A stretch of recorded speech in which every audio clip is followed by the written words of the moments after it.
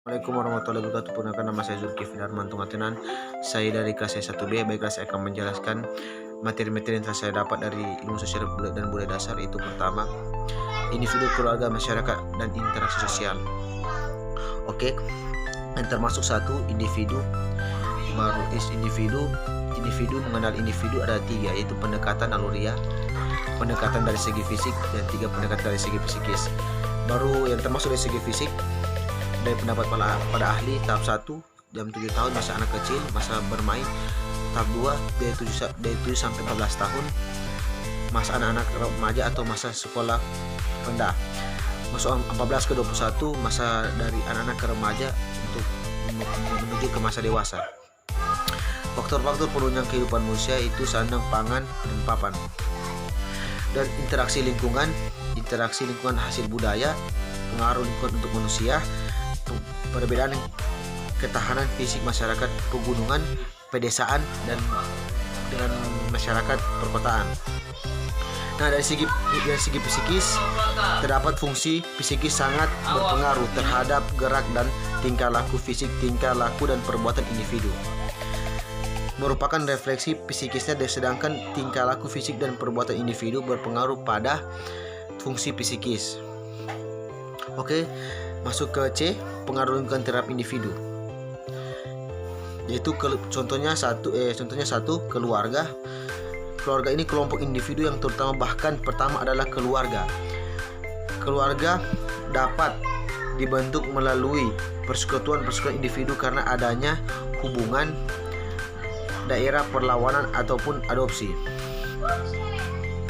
Nah, masuk yang ke berikut, yaitu masyarakat. Masyarakat manusia, makhluk masyarakat sehidup bersama dan berada di antara manusia lainnya. Nah, bentuknya masyarakat dari segi pengelompokan, masyarakat penguyuban, Demeans curve. 2, masyarakat penerimaan, Gesell's curve. Nah, di sini juga di situ, dan juga di sini masuk di B. Di B sini tingkatan masyarakat ditinjau dari akibat perubahan yang terjadi satu, masyarakat tradisional, 2, masyarakat modern. Materi 2 yaitu remaja dan pemuda dalam permasalahan generasi sosial. Nah, di sini termasuk 1, pemuda dan identitas. Nah, pada dasar pembinaan dan pengembangan generasi muda disusun berlandaskan 1, landasan ideal, yaitu Pancasila. Kedua, landasan konstitusional, UUD 1945. Landasan strategi, GBHN. Landasan historis, Sumpah Pemuda 1928 dan Proklamasi Kemerdekaan 17 Agustus 1945. Dan 5, landasan normatif, yaitu etika, data, tata nilai, tradisi luhur yang hidup dalam masyarakat. Baru kedua, masalah dalam potensi generasi muda. Saya akan menjelaskan 3 saja. Menurunnya jiwa idealisme. Baru kekurangan yang dialami oleh generasi muda terhadap masa depannya. Yaitu ketiga, kekurangannya lapangan kerja atau lapangan kesempatan kerja untuk setinggi-tingginya bagi para pemuda. Oke, masuk ke berikut, potensi generasi muda. Nah, potensi ini harus kita lihat atau kita pantau lebih baik. Idealisme dan daya kritis, dinamika dan kreativitas para pemuda, keberanian mengambil risiko, dan optimis, kegairahan dan semangat. Nah, masuk ke berikut, peranan pemuda dalam masyarakat. Ini sangat perlu peranan pemuda dalam masyarakat karena sangat berpengaruh, yaitu ilmu pengetahuan, formal, non formal, pembaruan, contohnya mahasiswa, pelapor pembangunan,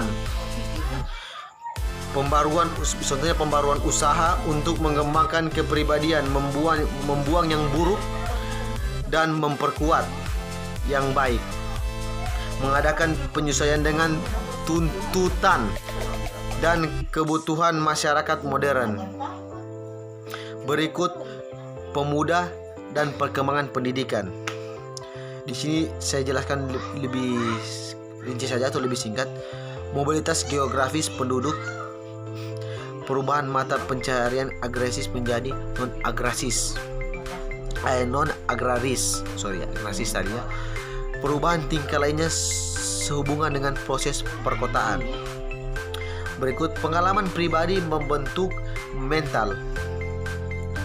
Bentuk mental generasi sekarang, orang-orang yang sebaya dengan pengalaman pada waktu yang sama akan menciptakan arah hidup sejenis tinjau dari segi biologis, kultural, dan sosial. Oke, menurut saya di sini generasi dari untuk mengerti aspirasi sejarah generasi di Indonesia. Kalau generasi sekarang mempunyai 45 untuk mengerti aspirasi sejarah. Ada juga 66, ada juga generasi 26 untuk generasi Indonesia. Saya akan menjelaskan di sini pemerintah, negara, dan warga negara permasalahan demokrasi. Ini permasalahan demokrasi yang sekali terjadi sampai sekarang. Baiklah, saya akan menjelaskan yang saya dapat dari Ilmu Sosial Budaya Dasar. Pemerintah, peran pemerintah itu sangat penting. Pemerintah memiliki kekuasaan dengan dasar dan tujuan tertentu. Bagaimana melaksanakan oleh siapa untuk kekuasaan itu dan dibatasi oleh norma apa saja. Yang termasuk adalah kedaulatan. Baru daulat dalam bahasa Arab itu kekuasaan dinasti pemerintahan. Kedaulatan berarti kekuasaan tertinggi, kekuasaan yang berada di bawah kekuasaan lain. Oke, kita masuk ke berikut, negara dan warga negara. Syarat berdirinya negara yaitu memiliki wilayah tertentu, rakyat, dan pemerintah. Warga negara, rakyat menetap di suatu wilayah tertentu dalam suatu negara. Setiap warga negara adalah penduduk. Penduduk tidak selalu warga negara.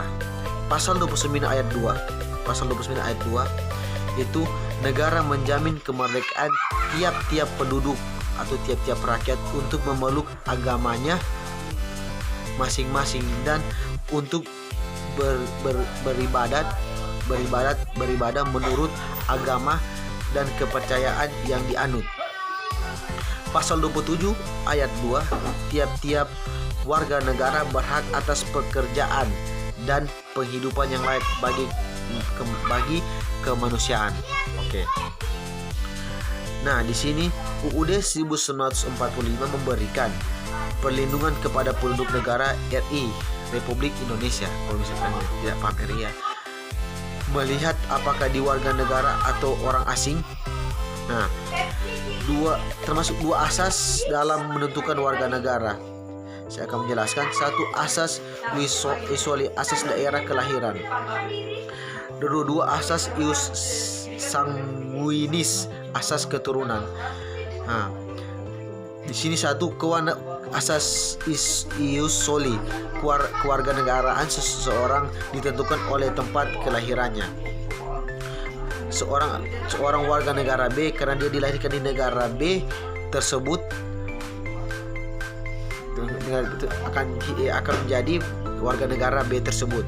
Oke, kedua, asas ius sanguinis, asas keturunan. Nah, asas keturunan ini warga negara seseorang ditentukan oleh keturunan dari orang yang bersangkutan.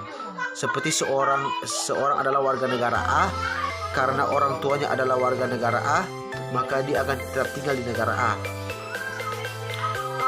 Oke, kita lanjut ke berikut. Pasal 5 ayat 1 UUD RI 1950 disebutkan bahwa kewarganegaraan Republik Indonesia diatur oleh Undang-Undang 62 tahun 1998 tentang kewarganegaraan Republik Indonesia. Saya jelaskan, menurut UUD tersebut dalam pasal 1 ditentukan bahwa warga negara Republik Indonesia ialah orang-orang yang berdasarkan perundang-undangan dan atau perjanjian-perjanjian dan atau peraturan-peraturan berlaku sejak proklamasi 17 Agustus 1945 sudah warga negara Republik Indonesia.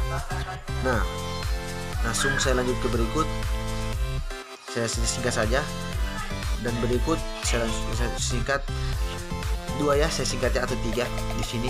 Anak lahir 300 hari setelah ayahnya meninggal di dunia apabila ayah itu pada waktu meninggal dunia adalah warga negara Republik Indonesia. Dia tetap warga negara Republik Indonesia. Oke, berikutnya 3 saja.